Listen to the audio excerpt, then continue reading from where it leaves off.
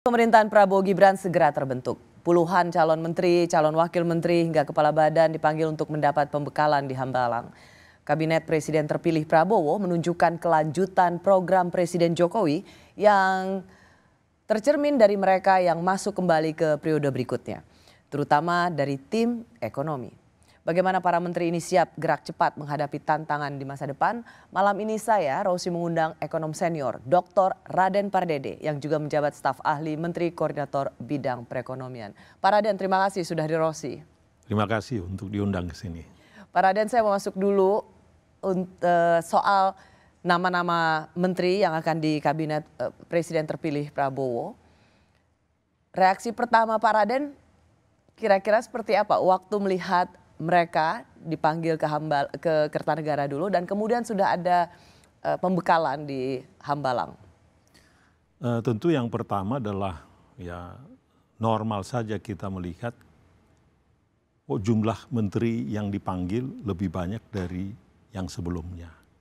Yang tadi juga sudah dikatakan oleh Pak Prabowo sendiri, kita ini memang disebutkan kabinetnya gemuk karena kita memang negaranya besar, tapi tetap juga kan ada kenaikan yang sangat signifikan. Jumlah personil maksudnya? Jumlah personil menterinya. Itu yang pertama yang langsung kita lihat. Yang kedua adalah unsur keberlanjutan itu ada, terutama tadi yang disebutkan di tim ekonomi. Ya. Maaf saya potong Pak Raden, karena belum pernah terjadi sepanjang sejarah di masa transisi, menteri di kabinet presiden sebelumnya dan ke presiden terpilih itu hampir 50%. Tidak pernah itu terjadi sebelumnya dalam sejarah transisi kan. Jadi Pak Raden, apakah memang ini menunjukkan bahwa keberlanjutan itu adalah satu keniscayaan? Ya, kita harus melihat dalam situasi yang berbeda mungkin. Satu adalah kita tahu antara Pak Prabowo adalah menteri pertahanan pada zamannya Pak Jokowi. Jadi secara tidak langsung ada keberlanjutan itu. Dia mengetahui siapa-siapa saja yang sudah bekerja dengan Pak Jokowi karena itu adalah rekan-rekan kerjanya. Itu yang pertama. Yang kedua yang kita lihat adalah ada kemungkinan besar dalam situasi sekarang kita tahu ketidakpastian global ini. Ibarat angin yang sedang berhembus dari depan ini, tentu kalau dia langsung mengganti pemain-pemain yang dianggap belum berpengalaman, belum teruji dalam situasi begini, terlampau berisiko. Jadi saya pikir dalam hal ini Pak Prabowo juga mengambil strategi yang aman sehingga menghadapi situasi yang tidak menentu ini, mereka-mereka ini lebih siap. Tetapi tidak menyatakan bahwa bisa saja nanti di tengah pada saat keadaan sudah lebih tenang, bisa saja beliau melakukan pergantian, itu haknya dia. Ya, apakah ke kalimat Pak Raden yang soal situasi ekonomi global sedang tidak baik-baik saja sehingga membutuhkan pemain yang sudah teruji di periode Presiden Jokowi, itu titik beratnya adalah di Menteri Keuangan Sri Mulyani.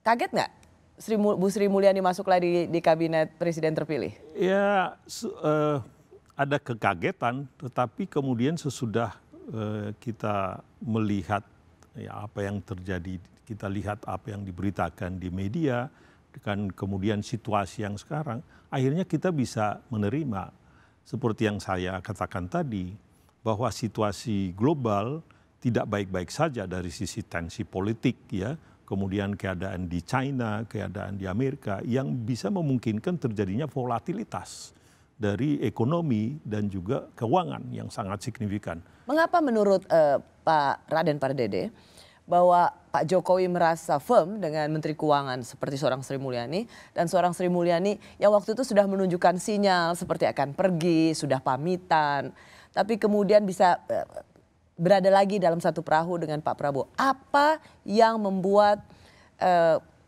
tokoh utama di sektor keuangan ini bisa masuk kembali ke kabinet Pak Prabowo?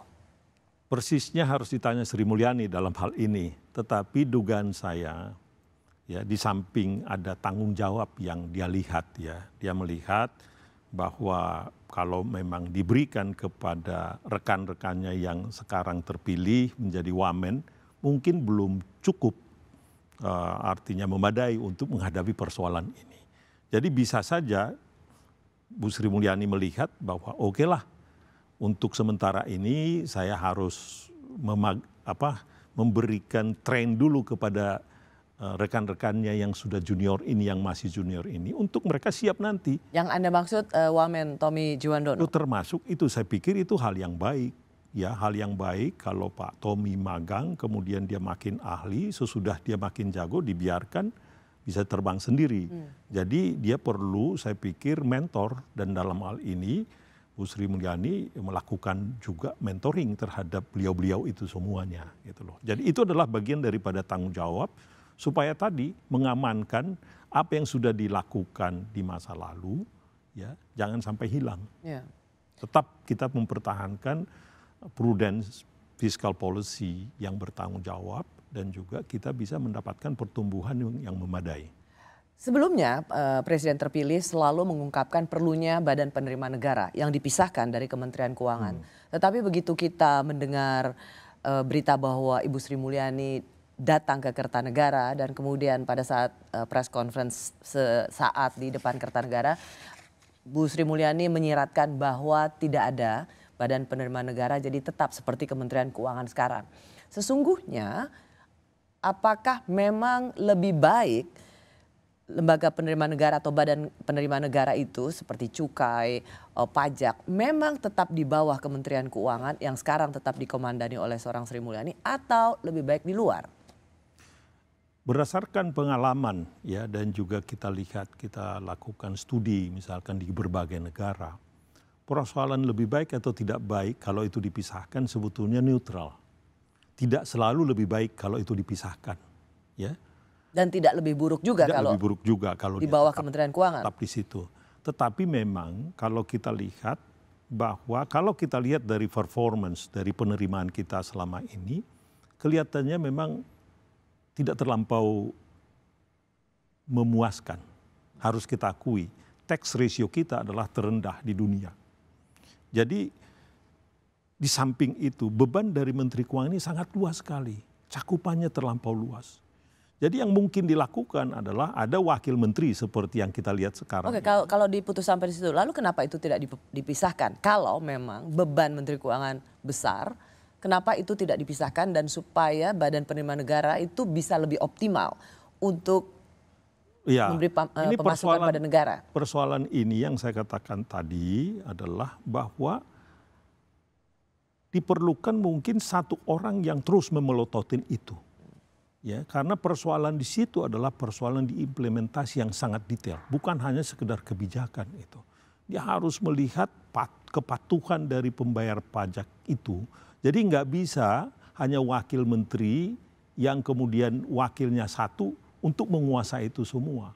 Jadi mungkin diperlukan seperti yang kita lihat sekarang ini, contohnya adalah ada wakil menteri nanti yang khusus, wakil menteri khusus penerimaan. Jadi jelas tanggung jawabnya. Key Performance Index-nya dia jelas. Tetapi di sisi lain, kalau itu dipisahkan tadi, yang kita lihat adalah kurang koordinasi kemungkinan antara nanti belanjanya berapa, terus penerimaannya berapa. Bagaimana kalau kurang? Apa yang dilakukan di antaranya ini transisi ini. Sedangkan yang seperti yang kita tahu semua, dia harus tetap menjaga defisit di bawah 3%. Kalau nanti menjelang akhir tahun atau 3 bulan sebelumnya terjadi belanja yang lebih besar, tanpa dia konsultasi dengan penerimaan berapa, itu kan menjadi sulit. Ya, defisitnya bertambah dan itu diamanatkan dalam undang-undang. Dan kemudian dia harus mengeluarkan surat utang dalam jumlah yang besar dan itu menjadi risiko. Jadi memang kalaupun dipisahkan nantinya, menurut saya koordinasinya harus sangat ekstra kuat sekali supaya jangan sampai terjadi persoalan di situ. Jadi Pak Raden, orang pada bilang seperti ini, bahwa Bu Sri Mulyani mau kembali join ke kabinet Presiden terpilih Pak Prabowo dengan juga persyaratan bahwa Kementerian Keuangan itu tidak dipecah, bahwa lembaga penerimaan negara itu tetap di bawah Kementerian Keuangan. Karena Menteri Keuangan itu juga harus menjalankan amanat undang-undang bahwa tidak boleh defisit lebih besar. Jadi supaya Menteri Keuangan bisa lebih fokus dan mengkonsolidasikan antara penerimaan dan pengeluaran negara. Itukah kira-kira bagian dari bargaining mau masuknya seorang Sri Mulyani? Saya kurang tahu apakah itu bargaining power-nya. Kembali yang harus ditanya di situ adalah tentu Bapak Presiden dan juga Bu Sri Mulyani ya. Tapi seperti yang kami katakan tadi, ya keadaan lagi tidak baik-baik saja. Kalau keadaannya sangat baik sekali, situasinya normal sekali, bukan tidak mungkin itu dipisahkan karena itu adalah janji politik beliau kan. Tapi dalam situasi sekarang saya pikir beliau akan realistis melihatnya. Dia tidak akan mau mengambil risiko melakukan itu dalam situasi seperti ini. Jadi who knows, mungkin 3 tahun yang akan datang, 4 tahun yang akan datang, baru itu dia realisasikan. Ini adalah sebuah pilihan-pilihan karena melihat situasi kondisi yang tidak mudah dan harus mendapat respons yang cepat.